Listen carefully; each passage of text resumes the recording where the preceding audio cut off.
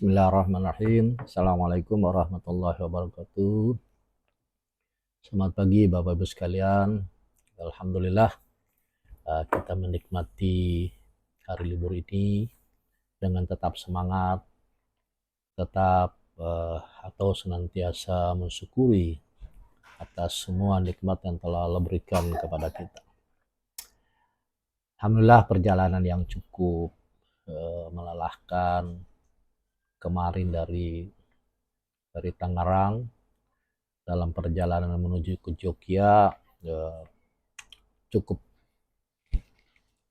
melelahkan karena perjalanan yang cukup macet. Hari ini kami transit di Solo, tidak bisa lanjut ke Jogja karena perjalanan Tangerang Solo ditempuh dalam waktu 17 jam. Tapi alhamdulillah kita tetap bersyukur, tetap semangat, karena ini adalah bagian daripada dinamika kehidupan. Dinamika kehidupan tidak bersifat linear, kadang ada kendala, kadang tanpa kendala. Nah, di Solo pagi ini kami transit, insya Allah setelah ini lanjut menuju ke Yogyakarta. Nah, di transit kali ini Bapak Ibu sekalian, kita melanjutkan video-video sebelumnya. Kita mereview sedikit video sebelumnya.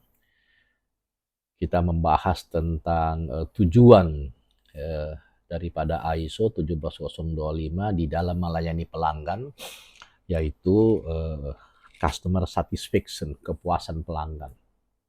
Kepuasan pelanggan telah kami singgung di video sebelumnya, ada dua variabel, yaitu variabel pertama data valid, dan yang kedua adalah tepat waktu.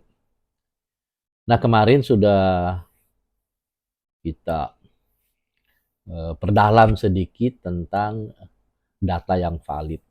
Untuk mendapatkan data yang valid, kemarin kami bicarakan tentang menggunakan metode yang valid, yaitu dengan melaksanakan beberapa penentuan metode itu sebelum digunakan, yaitu dikenal dengan istilah melaksanakan validasi metode, menentukan presisi metode uji, menentukan akurasi metode uji, menentukan batas deteksi, menentukan linearitas metode uji, menentukan selektivitas metode uji, menentukan sensitivity metode uji, kemudian menentukan uncertainty, melaksanakan uji banding antar laboratorium, kemudian menentukan robustness, ketahanan metode uji, dan yang terakhir menentukan rentang ukur.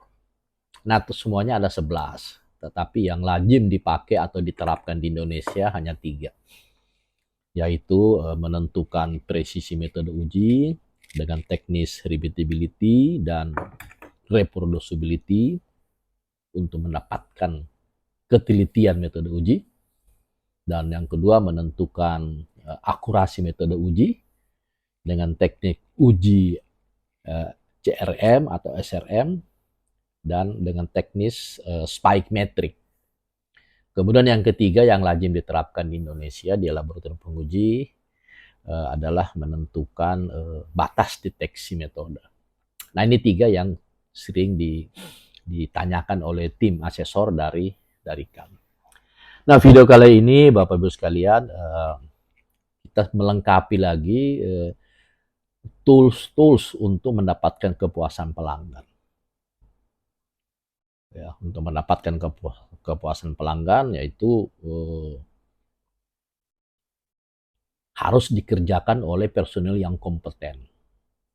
Personil yang kompeten telah diatur di dalam konsensus ISO 17025 klausul 6.2. Nah, di situ disebutkan laboratorium harus menjamin kompetensi setiap personil. Jadi basicnya adalah kompetensi. Nah, karena itu kita perlu membuat semacam kualifikasi untuk bidang pengujian tertentu, untuk tugas di laboratorium, maka kualifikasi apa yang kita perlukan. Kita yang menentukan. Nah, setelah kita menentukan kualifikasinya, baru kita melaksanakan persiapan kompetensi personil. Nah, karena itu ada istilah uji kompetensi personil. Nah, tetapi yang perlu juga kita perhatikan bahwa kompetensi personil ini merupakan fungsi waktu, berproses. Tidak mudah untuk mendapatkan kompetensi personil, perlu waktu yang cukup lama.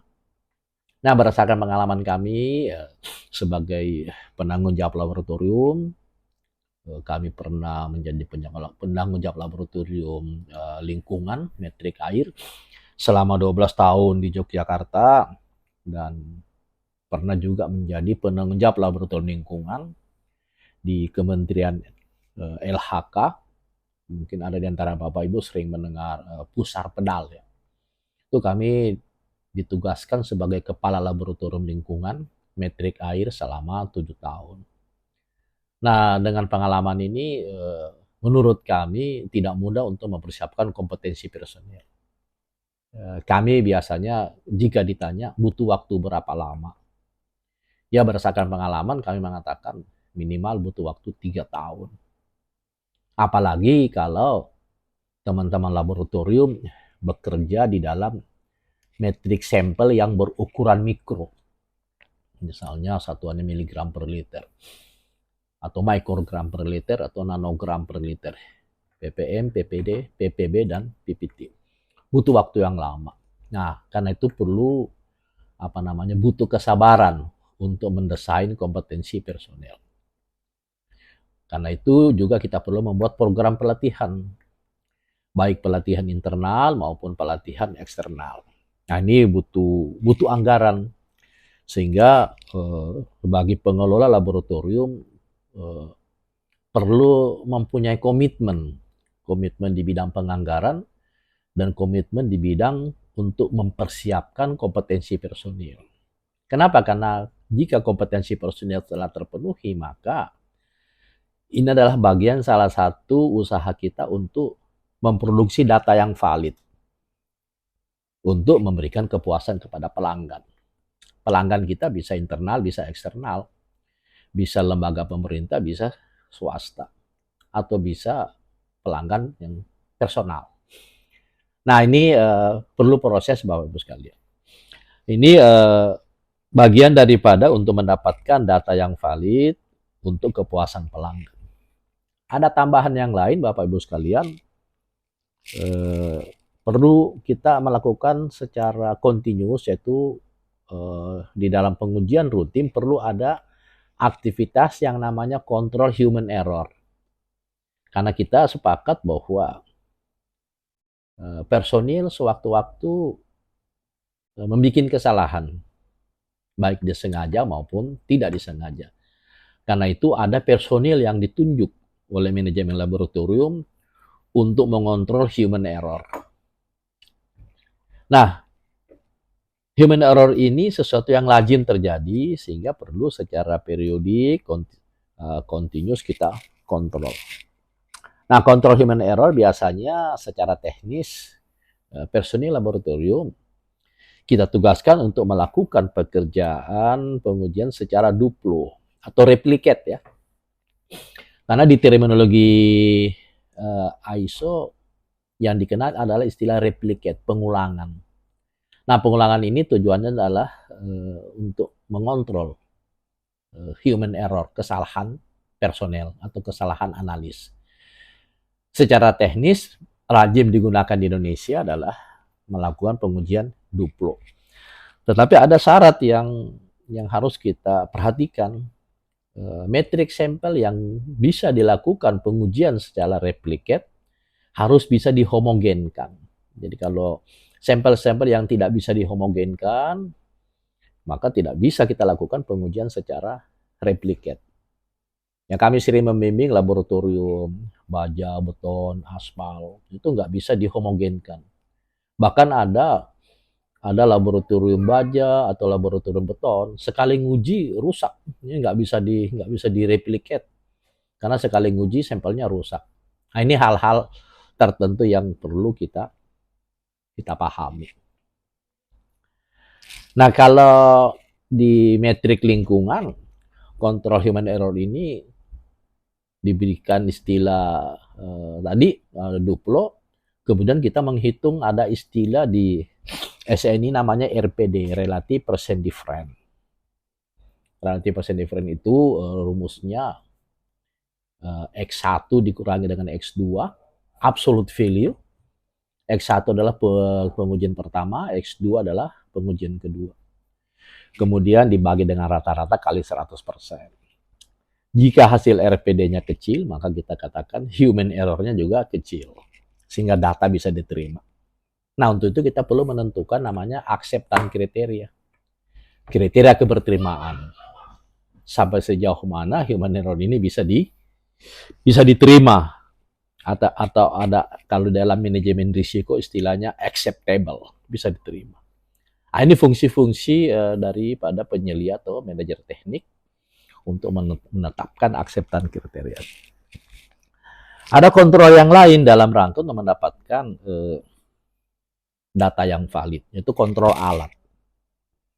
Kalau tadi kontrol human error, traceability-nya di dalam klausul 6.2 ISO 17025. Kalau kontrol alat tertelusur di dalam klausul 6.4 ISO 17025. Nah, kontrol alat ini secara fundamental ada dua, tapi kami tambahkan satu lagi.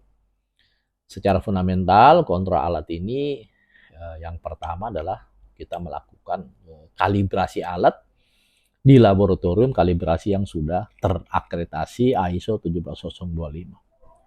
Yang kedua, kita melakukan uji kinerja alat. Uji kinerja alat ini ada yang memberikan istilah lain, intermediate check, atau performance check, atau performance test, atau uji fungsi. Tapi apapun namanya, di dalam ISO istilahnya adalah intermediate check. Jadi alat setelah dikalibrasi di laboratorium kalibrasi yang terakreditasi, kemudian kita mengevaluasi hasil kalibrasinya, kemudian kita membuat program uji kinerjanya. Uji kinerja atau intermediate check secara periodik. Nah, ada kebijakan dari KAN untuk alat-alat yang stasioner, yang stay di laboratorium, secara umum dilakukan uji kinerja sebulan sekali. Tapi ada alat-alat yang harus dilakukan uji kinerja sebelum digunakan. Misalnya alat-alat untuk pengukuran parameter lapangan, seperti pH meter, DO meter, salinometer, konduktometer. Nah, ini sebelum dibawa ke lapangan untuk sampling, ya kita lakukan performance check dulu. Tapi apapun itu, Bapak Ibu sekalian, secara profesional, saya sebagai orang laboratorium atau analis, saya tidak boleh menggunakan alat itu kecuali saya yakin bahwa kinerja alat ini bagus sehingga mampu memberikan hasil pengukuran yang akurat. Karena nanti kan keluarnya data hasil ukur. Data hasil ukur itu harus akurat. Nah, ini yang kedua untuk kontrol alat, kalibrasi dan uji kinerja. Nah, pengalaman kami tambahkan satu, yaitu rapi dan bersih. Jadi alat-alat kita kalau jorok, diduga kuat bisa menjadi kontribusi terjadinya kontaminasi silang. Sebab menurut ISO 17025 diatur di dalam klausul 6.4, semua alat ukur di laboratorium harus mampu memberikan hasil ukur yang akurat. Jika hasil ukuran akurat, maka diharapkan datanya akurat. Jika data akurat, maka berakhir kepada kepuasan pelanggan. Kenapa? Karena kita ketahui di video-video sebelumnya bahwa data itu berbanding lurus dengan faktor regulasi dan berbanding lurus dengan faktor bisnis. Kalau regulasi memenuhi syarat atau tidak, kalau faktor bisnis dalam rangka menentukan harga jual suatu barang yang diuji. Demikian Bapak Ibu sekalian, melanjutkan video-video sebelumnya yang masih berkaitan dengan kiat-kiat untuk memberikan kepuasan kepada pelanggan. Insya Allah akan kita lanjutkan di video-video berikutnya yang masih seputar kiat-kiat untuk memberikan kepuasan pelanggan ISO 17025.